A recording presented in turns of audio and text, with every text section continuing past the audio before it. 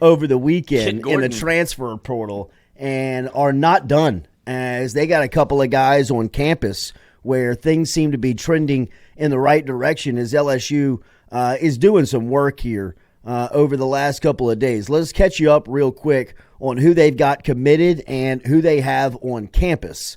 Currently, up to this point, and they had a very busy weekend, LSU did in the transfer portal. One thing Brian Kelly said a couple of weeks ago is that they were going to be very active. They were going to be aggressive.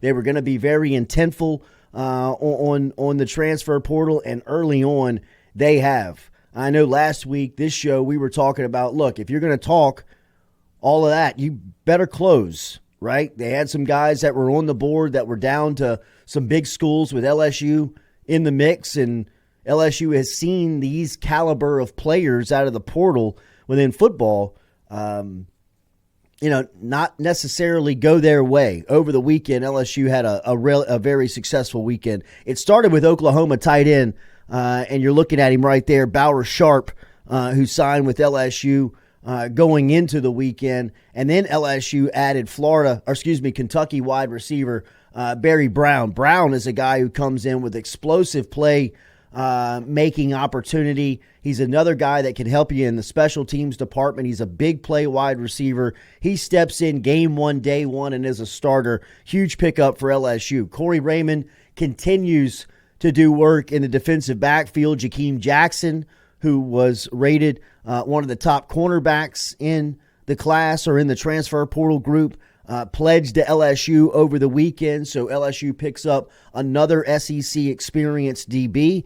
And then edge rusher Jamari Butler, who was considered one of the top edge rushers in the transfer portal, committed to LSU over the weekend. The big one on the board was Michael Van Buren. Van Buren, the quarterback out of Mississippi State, who was forced into action here as a true freshman for the Bulldogs because the starter was injured, is somebody that I know I was really excited to see.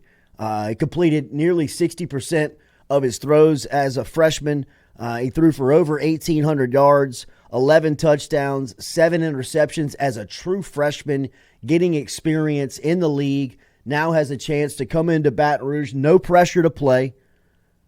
Sit behind a experienced Garrett Nussmeier going into a draft season with, the top backup role and, kind of setting up for the long term. I thought this was a huge get. I thought all of them were real big time gets, but to pick up Michael Van Buren, I thought was better than I could have expected from a quarterback standpoint, right? Like Bryce Underwood's a huge loss. That was a big hit in recruiting. You replace Bryce Underwood with Michael Van Buren, that softens the blow very much on Underwood. I mean, you go get an experienced guy out of the league that has the tape.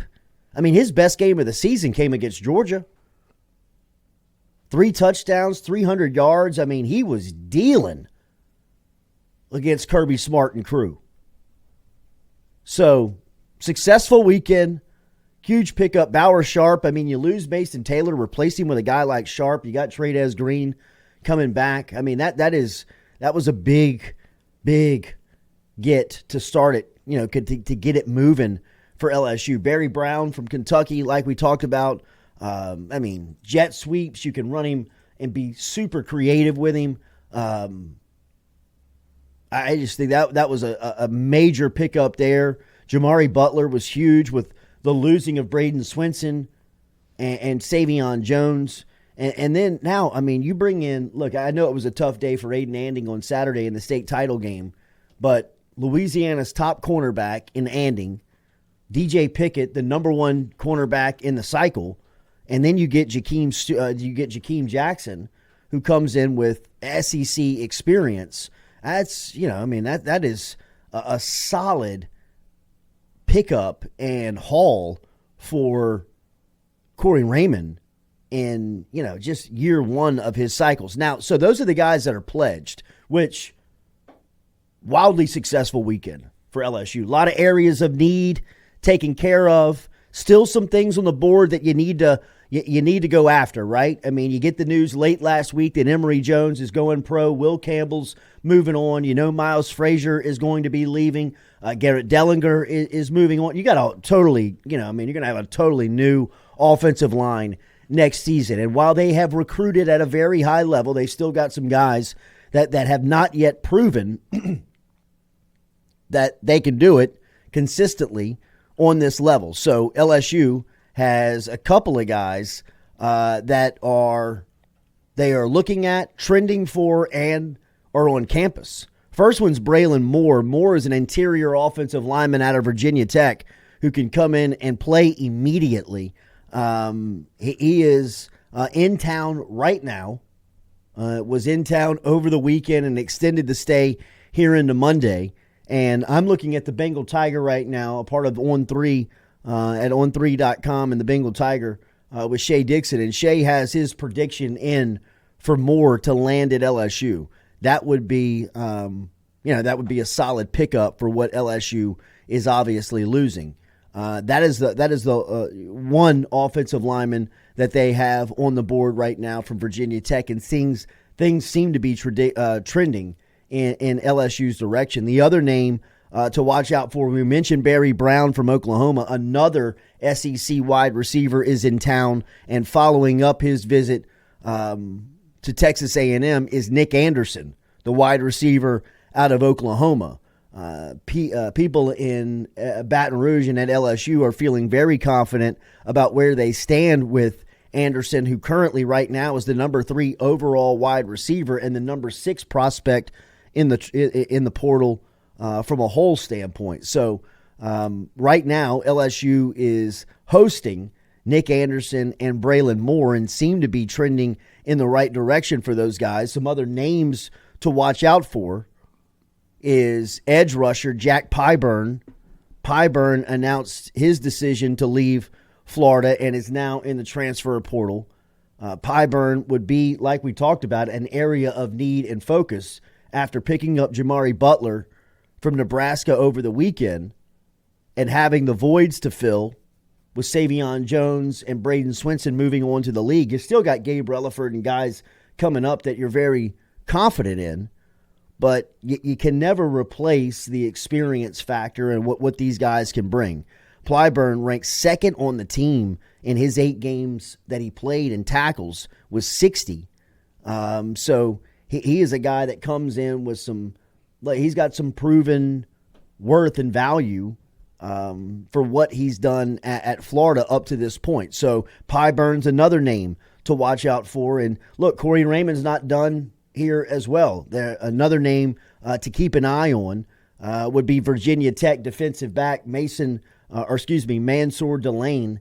Delane is a Hokie who has some experience, spent 3 seasons there with Virginia Tech, and is a guy who just went into the portal. He's got 6 interceptions, and we'll see what Corey Raymond and the staff do there. But a very successful weekend for Brian Kelly and staff after picking up some big-time commitments. Yeah, I mean, for sure. These are positions of need.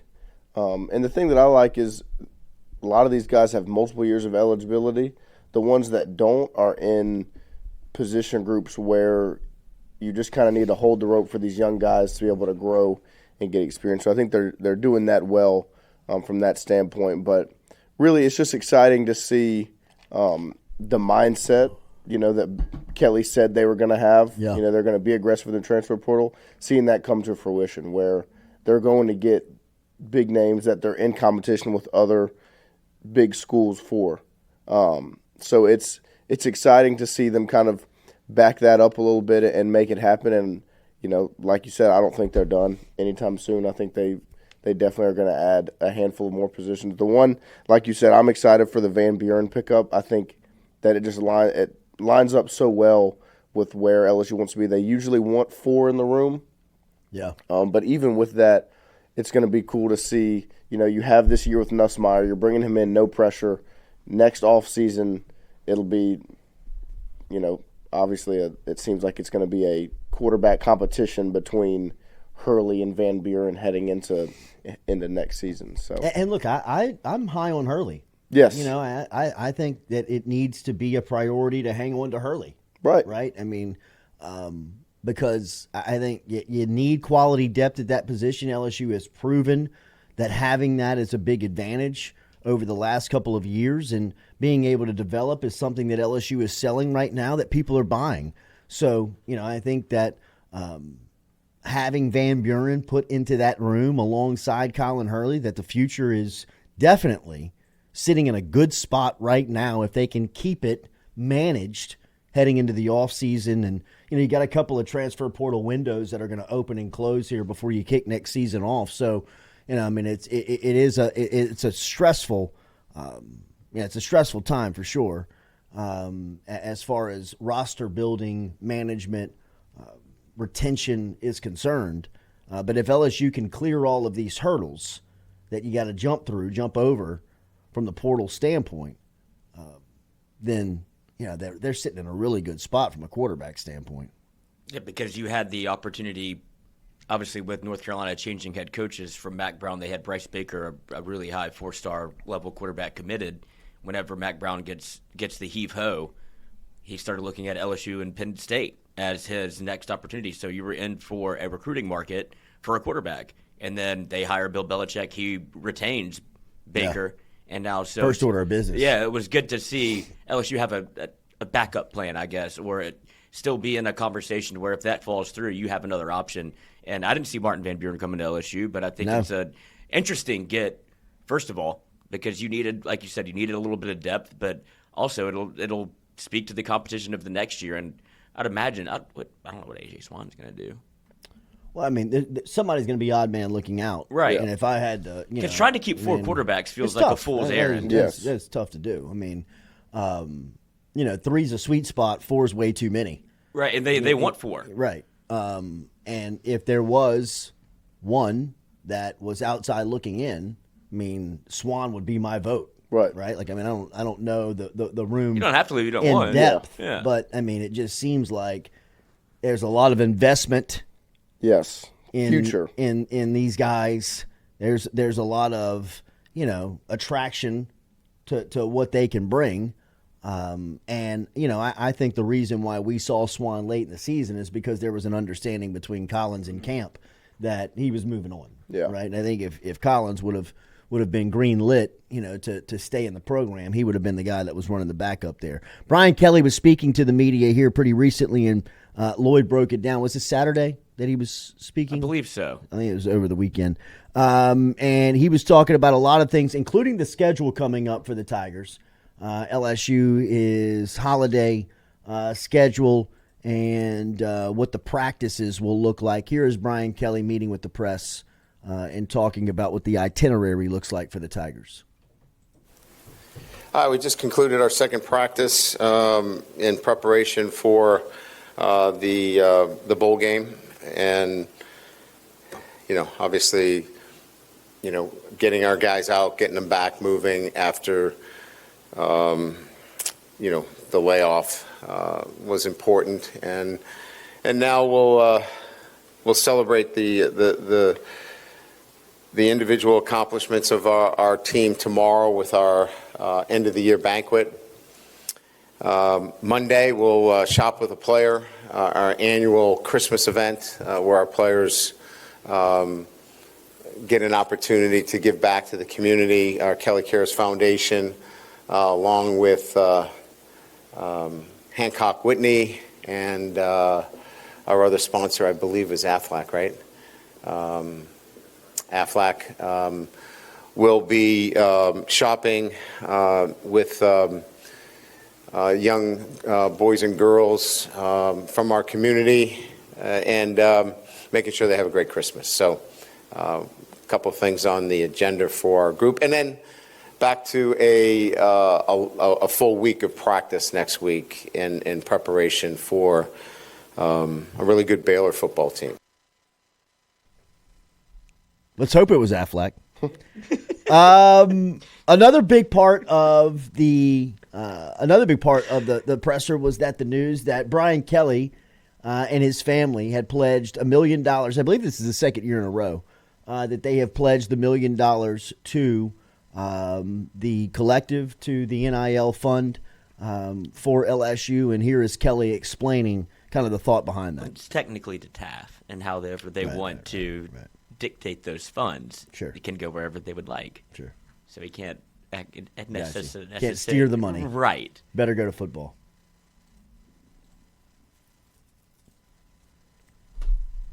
Well, I figured that after my last press conference where I pretty much challenged the entire LSU fan base that if they wanted to continue to have a championship program that they needed to understand that there's a financial responsibility as well, that I needed to put my money where my mouth was and be part of that as well. And so that's the genesis of that relative to the $1 million. So my wife and I are going to match up to $1 million, new monies that are donated through NIL that are earmarked for football, so we can be competitive in that space.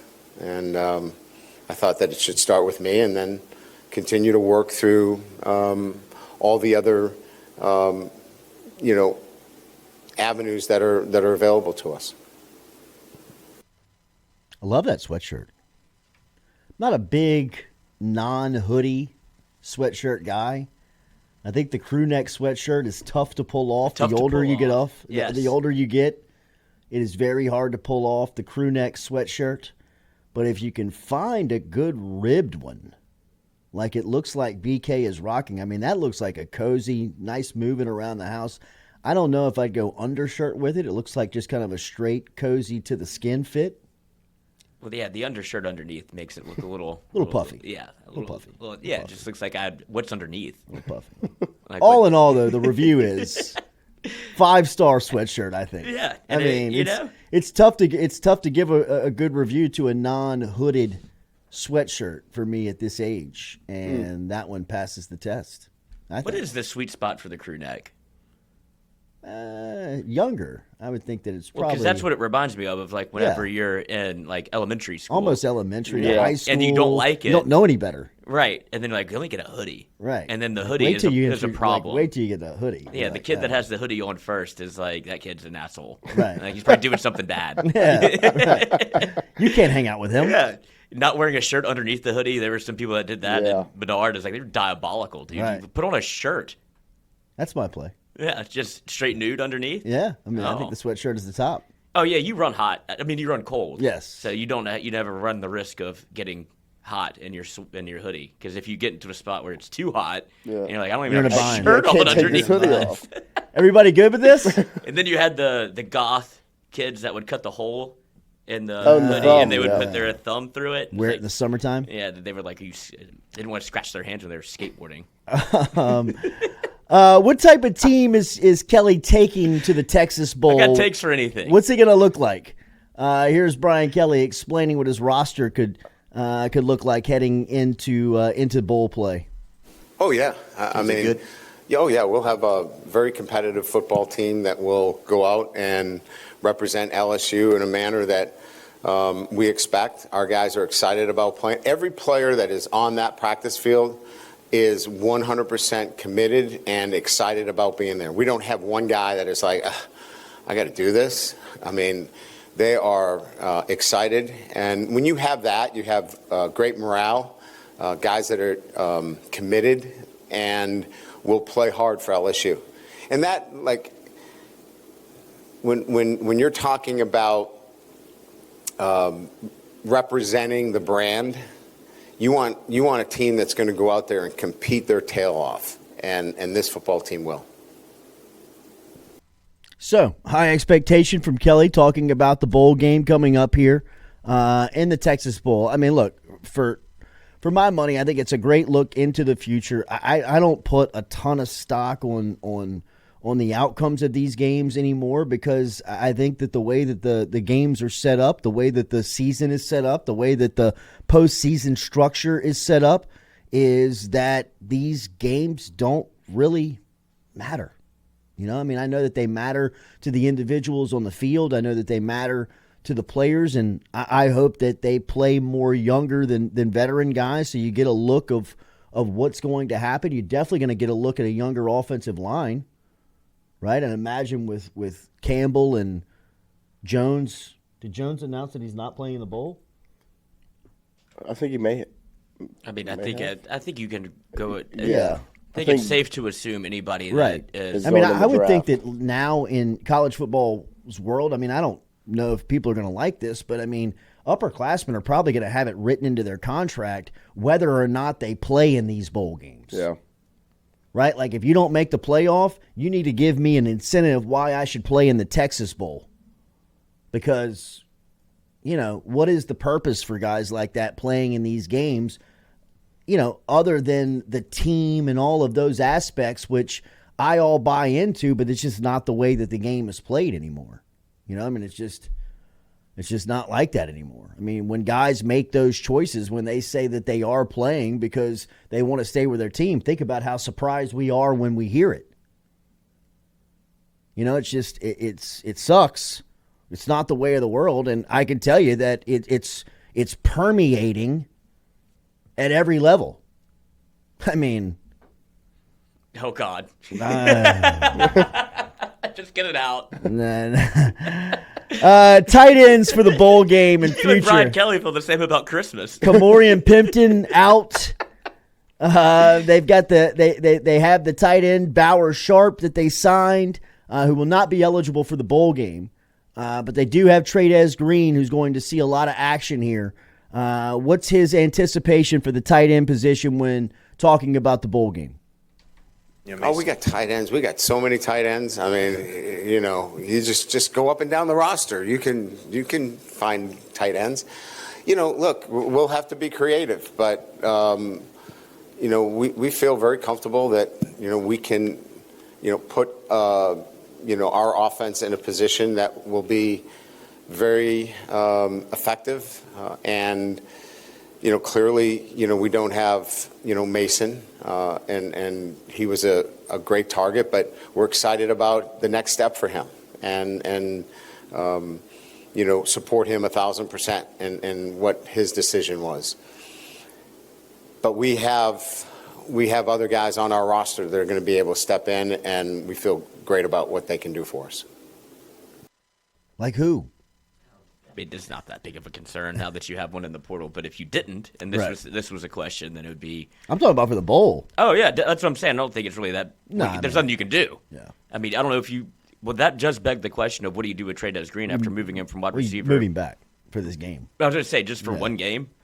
Well, I even think like maybe even next season. I think your wide receiver room is, you know, I mean, you're in a good spot there, and I mean, he does present some challenges for defense. I think, look, he's kind of a hybrid to me. Yeah. You know, I mean, I think you can use him. I like the fact that he got experience playing off of the line, you know, and playing some wide out or some, you know, kind of some slot type role, because I think you can do that with him. You know, I mean, you can move him around because of his versatility, just because of his athleticism. Garrett Nussmeier's health right now. What's the status of the quarterback going into the bowl game here? This is 5. Yes, he practiced.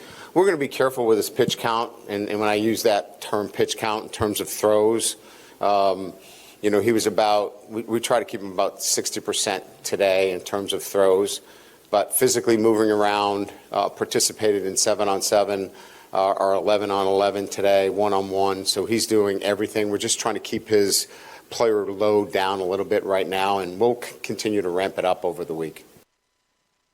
They will need some help, like we just talked about, on the offensive line, obviously, and they've got a couple of guys that they're looking at, including somebody who's on campus today in Braylon Moore. But here is what Kelly expects his offensive line to look like when they pack up and go to Houston. Before we get there, do you expect to see, because we talk about players playing in the bowl game, do you expect to see Nuss play all 4 quarters? Because coming off of injury, obviously coming back next year, with a fresh, I mean, it'd be good to get reps with an offensive line that he hasn't really worked behind yet, but that's what caused for concern, just because coming off of a shoulder injury where you didn't expect to see him again, and then he comes out and balls out, and then Dow would be like, it feels like health would be the main priority. So That's what I was kind of thinking. If it were to be a different quarterback at some point in the game, would you rather see A.J. Swan or Colin Hurley? Colin Hurley.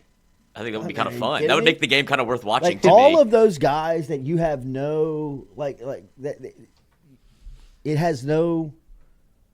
there's no repercussion from playing Colin Hurley. No, Like just this is go a glorified evaluate spring him. game. Absolutely. Like I mean, put him out there and let's see all these guys that like are true freshmen that have not played, that have they've got no threat of burning their red shirt by playing. Like I've heard really good thing about Weston Banks for next year. Like I keep hearing things of guys like talking about who's my guy from what was my Tyree Adams. Tyree Adams being the left tackle and Weston Banks stepping in and being the right tackle. This was when it was anticipating that Emory Jones was coming back and that Jones was going to kick down and be a guard. Like either way, like Banks was going to be the right tackle, or at least that's who they were looking at as the potential of it. Like, let's see him. Like, put him out there. Put all those guys out there and see what you got. Like, I am for playing all of the young guys in these types of games because in all reality, like I know it matters to the people on the field, and it doesn't mean a lot coming from somebody who's not in the game and not playing and not preparing and trying to do this thing at a high level. But I mean, like, it doesn't really matter. Like it's not gonna have a huge outcome on recruiting. It's not gonna have a huge outcome on anything that the offseason is. You miss the playoff. The goal is to make the playoff, right? You keep playing in the Texas Bowl, and it's not going to be good for people. But if you're going to play in the Texas Bowl this one season, take the advantage of evaluating, looking at people, right? Because, I mean, this is not where you want to be. I mean, like the schools have told us that. What? You're getting Weston Davis. Weston Davis. What did I say? Weston Banks. Weston Banks. You and Rod Kelly are two peas in a pod. He's number 14. Brian Truor in the chat just said the same thing. Weston Banks. There's a bank office in Raleigh, North Carolina that's Weston Banks. I Googled it. Really? Yeah, so potential sponsor. So keep your eye on Weston Banks. Keep your eye on the roster. Jubans. Jubans. That's right. That's right. Great hallelujah crab. Remember our friends over at Go Roof online, Big Christmas guy. Roof.com, GEAUX Roof.com is where you can find them. 927-8300 is the phone number. Whether it is a hole in your roof, you need a brand new roof, or you just need roof maintenance, Go Roof can help you with that today. Get in touch with them, GEAUX Roof.com. GEAUX Roof.com is how you get in touch with them. Call them today. We will be back and talk more here about Brian Kelly. Huge news we hadn't even got to. Last night announced Harold Perkins coming back. That's Did I not get real. interneted? Yeah, Did I get that's interneted? not real yet. Okay. I looked at that account. It has like 200 followers. Okay. All right. It's graphic I season. thought I might have gotten World Wide Webbed. If my brother sends it, there's a good chance it's fake. Yeah. Okay. All right. All right. No, I feel the I same got way. a couple of people that were texting me on it, and I mean, I thought the same thing when I looked at the guy's account. Yeah. And then